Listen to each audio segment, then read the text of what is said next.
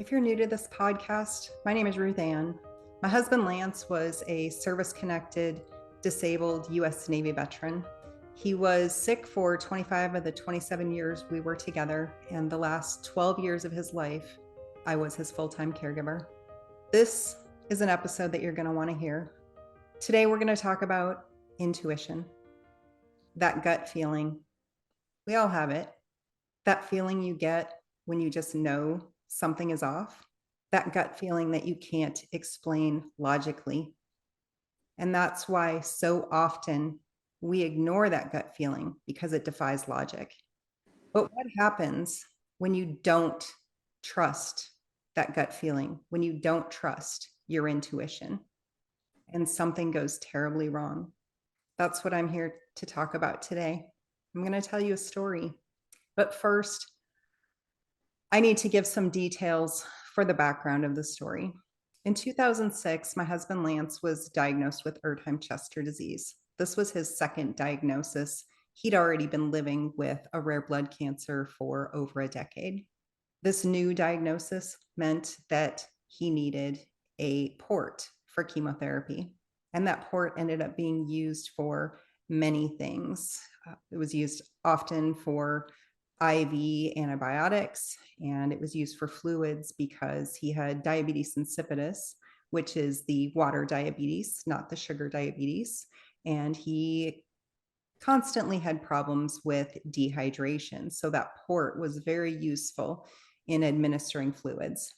If you don't know what a port is or a portacath, it's a small chamber inserted into the chest, in the upper part of the chest, and it's connected to tubing or a catheter that, in Lance's case, that tubing went up and connected to a vein in his neck. And it gives a direct line into your bloodstream, and it allows medications and fluid to be directly administered into your blood. Lance was what the nurses always called a hard stick, meaning that he didn't have good veins, probably because he was always dehydrated, and it would take multiple pokes even to get blood. And this port was kind of a life-saving thing for him. And it definitely improved his quality of life because then he didn't leave the hospital with black and blue arms. Like I said, this was in 2006 when the port was implanted. He had this port for many years. 13 years later, January 2019, he was admitted to the hospital with yet another infection. And when they're checking for blood infections, when you have a port, they're supposed to pull blood from the port, and they're supposed to pull blood from a vein outside of the port. Well, at this emergency room visit, they only pulled blood from the port, and it came back infected. So Monday, Tuesday, Wednesday, and Thursday, each morning we met with the medical team, which consisted of sometimes the attending physician. Most often it was just the third-year resident, the second-year resident, and the student. And that third-year resident was in charge. He was trying to convince us that the port needed to come out because it was infected. And I argued with him Monday, Tuesday, Wednesday, and Thursday that the cultures had not been drawn properly, and you couldn't say definitively whether the port was infected or not because the cultures from the arm were not taken until after antibiotics had been started. But he persisted, trying to convince me that the port needed to come out. Now, something else that you probably don't know, especially if you're new to this podcast, is that I became Lance's legal guardian 10 years before he passed away.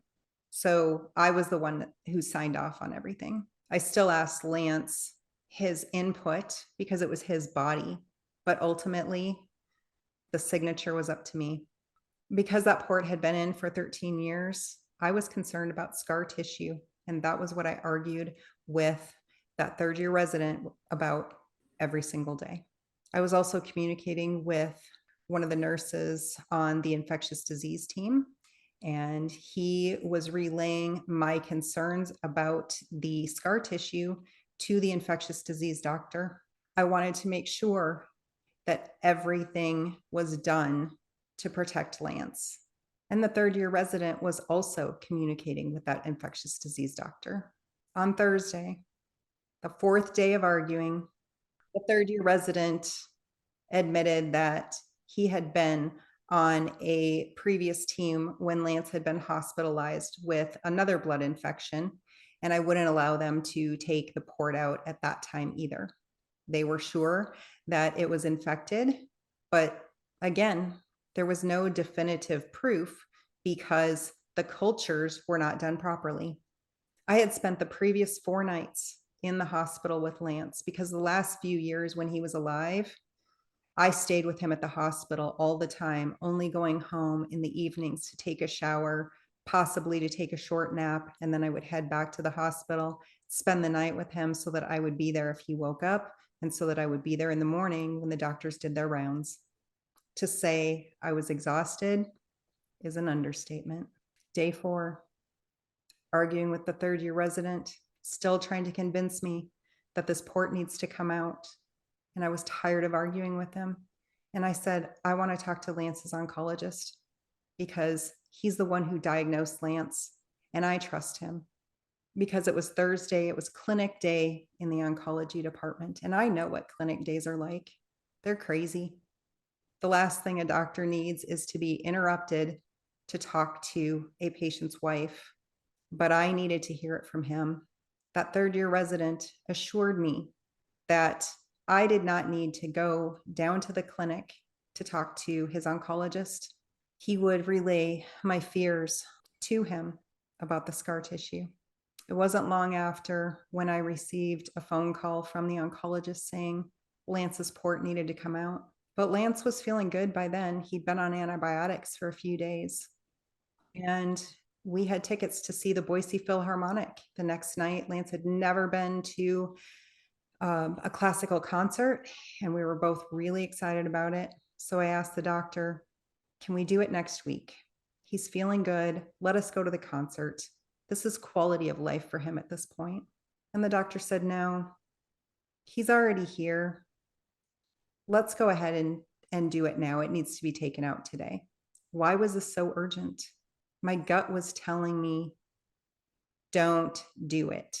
But I trusted the oncologist, and that third year resident knew that. The procedure was performed that afternoon by a physician's assistant, and the port came out, but the line, the catheter, was stuck. The next day, Friday, the vascular surgeon was called, and he attempted removal of the line. What was supposed to be a 20 to 30-minute procedure, simple procedure, they do these all the time, turned into 2.5 hours with extra staff called in to assist.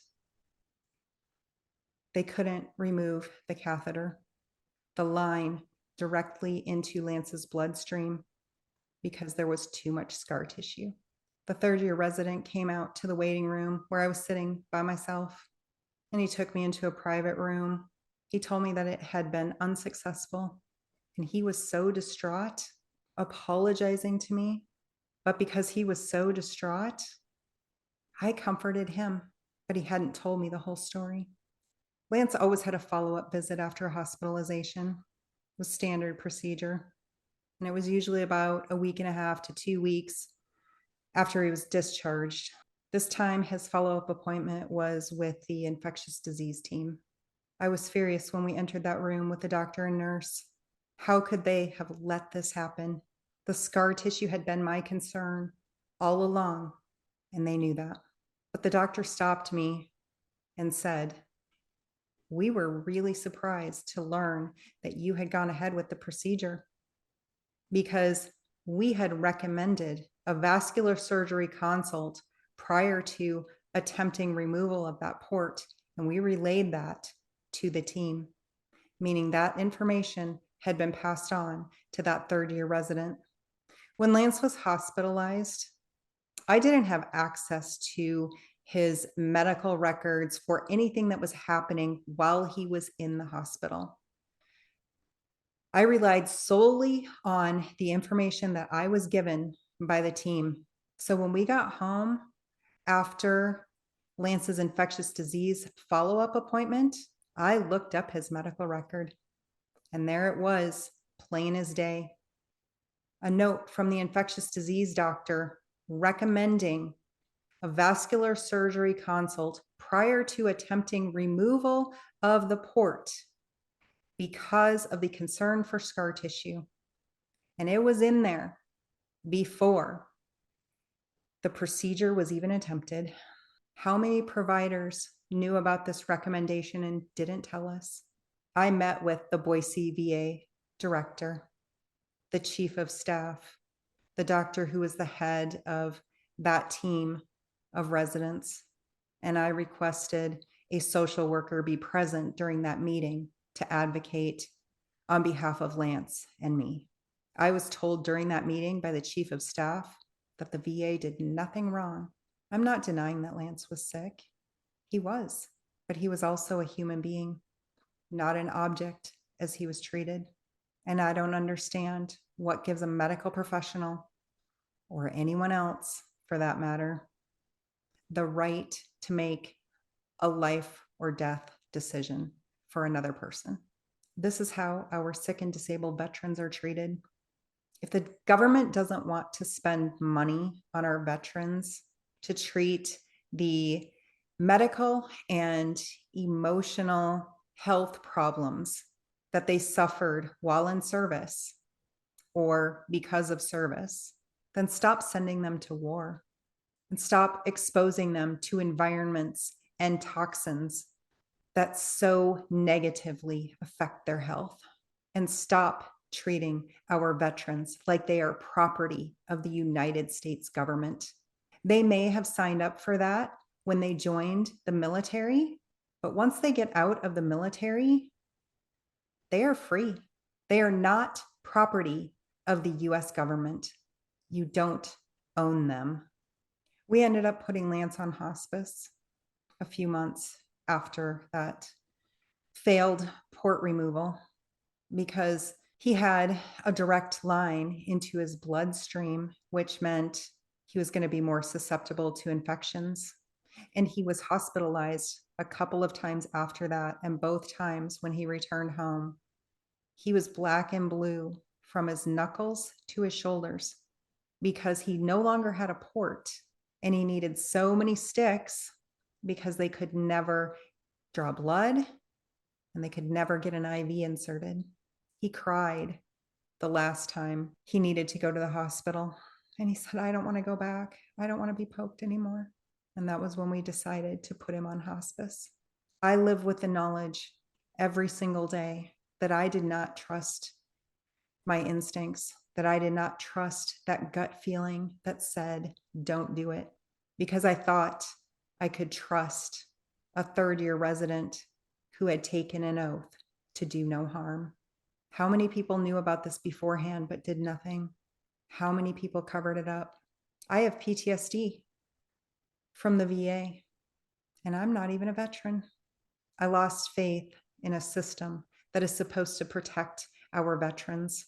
I lost trust in the medical community because an oath to do no harm is apparently meaningless to some who take it. I do want to say that not all providers are bad. Lance had so many great advocates at the Boise VA Medical Center, so many people who cared for him and who made his life so much better.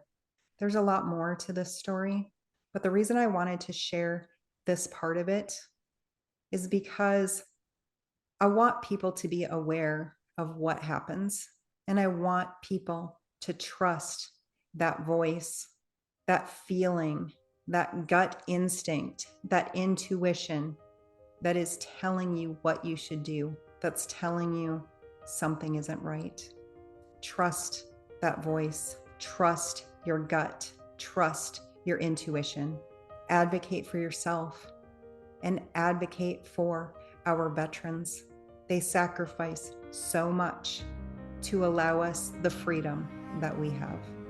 Please share this episode. Share it with everyone.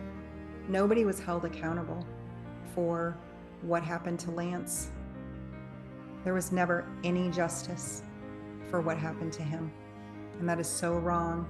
And there are so many veterans who share a story like that. So please share this episode. Let's advocate for our veterans. Let's try to change a system that does not want to change, a system that should be protecting our veterans, that should be caring for our veterans, but that doesn't always do that.